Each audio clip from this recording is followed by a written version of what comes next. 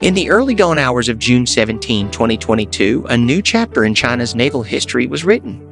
China's newest and largest aircraft carrier, the Fujian, gleamed as it slid into the water for the first time, symbolizing a nation's dream to rival the U.S. Navy's dominance. Touted as a powerhouse, the Fujian was China's attempt to step into a league historically dominated by American supercarriers, particularly the U.S. Navy's pride and joy, the U.S. Gerald R. Ford.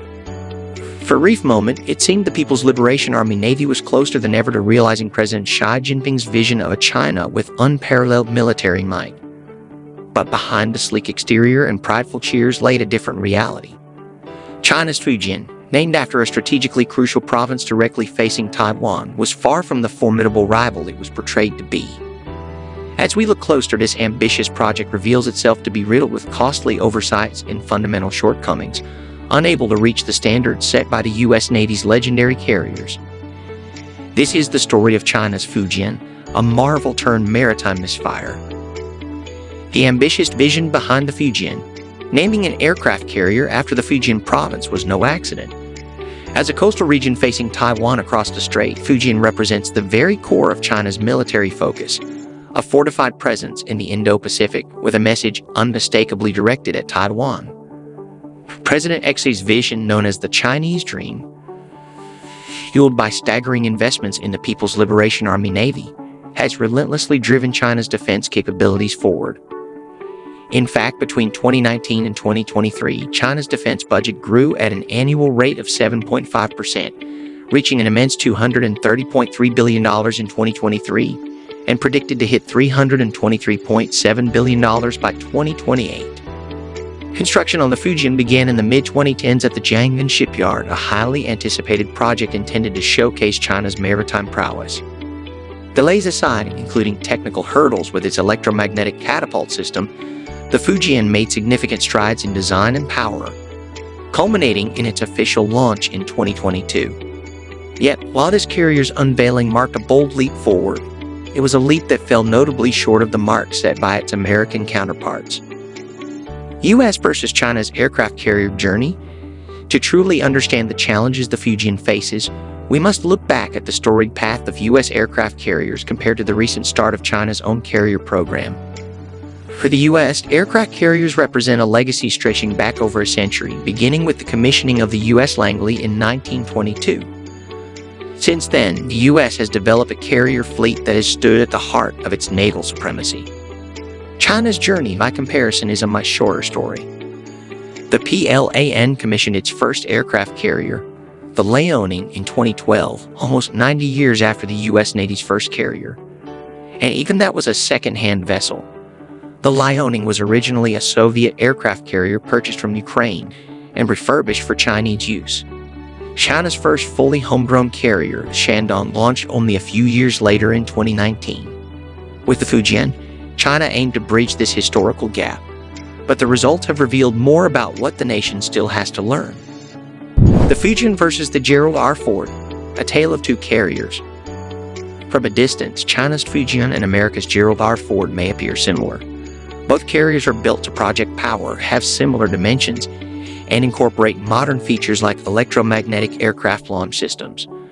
But beneath the surface, the Fujian struggles to match up to the Ford in both capability and reliability, size and stability. While the Fujian measures up in length at 1,036 feet, just short of the Ford's 1,092 feet, it's in the weight that the differences become apparent. The Ford has a displacement of 100,000 tons, while the Fujian is estimated to weigh in at around 80,000 to 85,000 tons. This 20,000-ton gap affects stability, maneuverability, and even flight operations. The Ford's weight advantage means a lower center of gravity, providing a more stable deck for launching and recovering aircraft, a crucial aspect in rough seas. Elevator limitations. For all its advanced design, the Fujian lacks a key feature that defines supercarrier effectiveness: sufficient elevators for aircraft handling.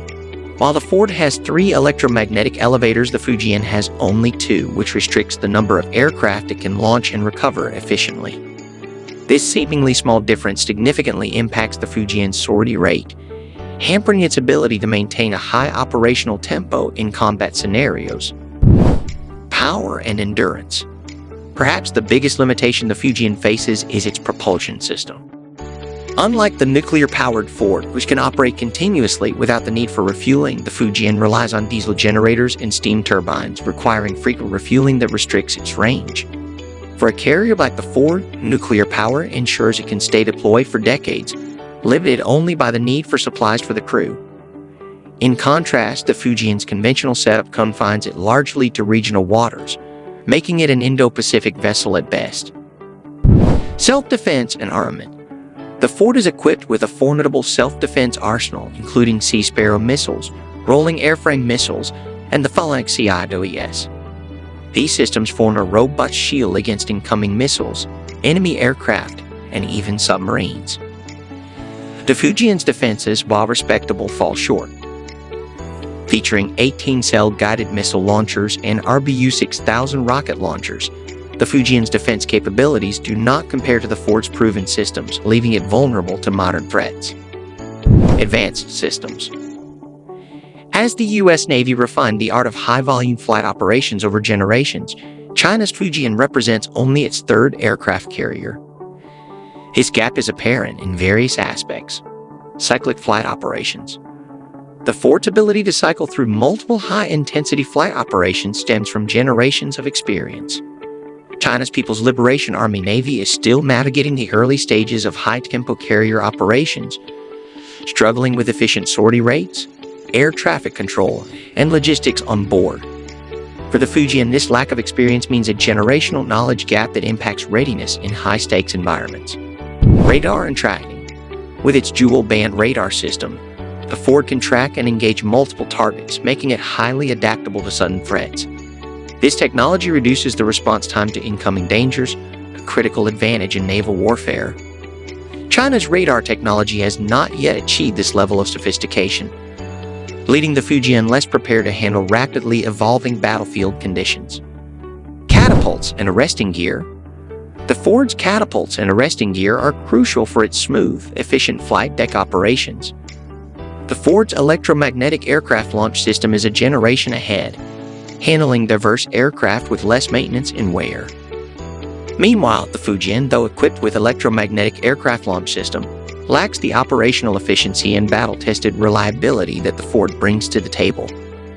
The logistics dilemma.